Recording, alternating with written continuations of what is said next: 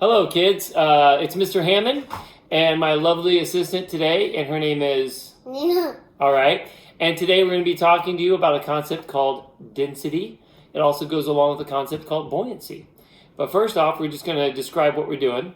We've got a cup of water, and it's a little cool, although the temperature of the water shouldn't matter. And we also have a egg. And what's in this bowl, Nina? Salt. Okay. And the first question I have for you is, what do you think is going to happen when we put the egg in the water? Nina, what do you think is going to happen when we put the egg in the water? It's going to float or sink. Float or sink. Which do you think it's going to do? Float. Okay, let's try it. What did it do? Float. Is it floating on the water? It looks like it's going to sink. Yeah, it sunk. Let's take a look at this. Up close. That egg is at the bottom of the water. And now Papa's going to go fish that out. And the reason it does that, the reason it does that is because the egg is more dense than the water. The particles in the egg are closer together, and because they're closer together, they're more dense. And so it sinks. So the water is less dense, so the egg goes to the bottom. So just so you know, things that are more dense sink, things that are less dense, they rise up. This is true for solids, liquids, and gases. Like carbon dioxide is a really dense gas, so it sinks. You can actually pour it out of a cup. Whereas other gases like helium, you put it in a balloon, what does a helium balloon do? It rises up because it's less dense.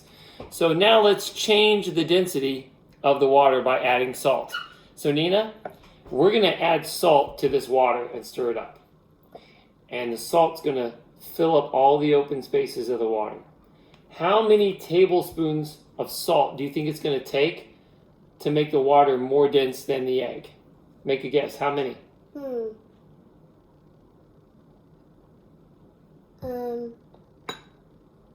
This much. You think just 1 teaspoon is going to do it? 1 tablespoon? We'll try it. Let's try it. Put a tablespoon. Drop it in that water. Get going, girl. All right, now let's stir that up. Do your magic. We're going to have to stir it really well.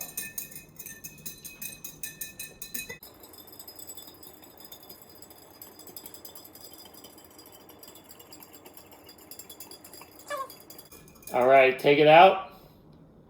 Let's try it. Put it in there. See if it sinks or floats. It's sinking. It's still sunk. Okay. Well, let's try another tablespoon in there. Put that in there. I'll do this during this time. 2 tablespoons.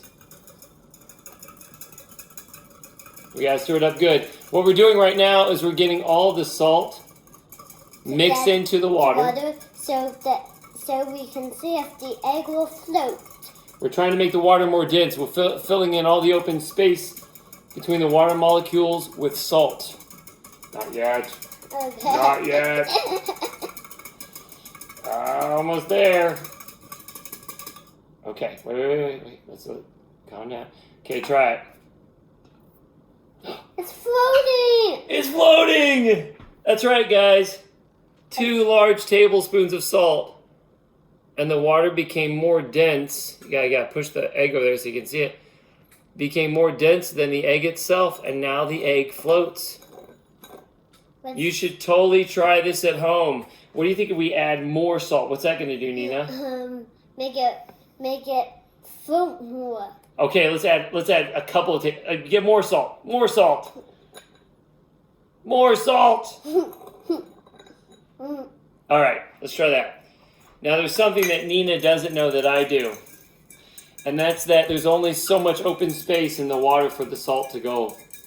So at some point, you can't mix any more salt inside the water, and the water will be as dense as you can make it with salt. No. Here's my fast method. Sometimes I do that. I know, when we make what? Eggs or chocolate. Eggs or chocolate. Oh, that sounds good. Eggs and chocolate. Okay, try that. Is it still floating? Yeah. Still floats. So, let's put another table. Now, if you want something kind of interesting, last little bit. There's a place in the world called the Dead Sea. And the Dead Sea is an area where salt is constantly being leached into the water. And the water there has become so dense from all the salt that a person like you and me could sit inside the Dead Sea and read the newspaper and sit there and just float with no issue because the salt water is more dense than our bodies and keeps us afloat. If you really want something cool, you should check out some pictures on the Dead Sea and people floating in it. I'll try to add some at the end here just so you can see what's going on. But anyway, don't forget, density, it's how close particles are. When things are really dense, they're close together. And when they're less dense, they're farther apart. And more dense things sink, less dense things rise. Okay, thanks for joining us. Go take your Google quiz and see what you learn from this. Say goodbye, Nina. Bye. Bye.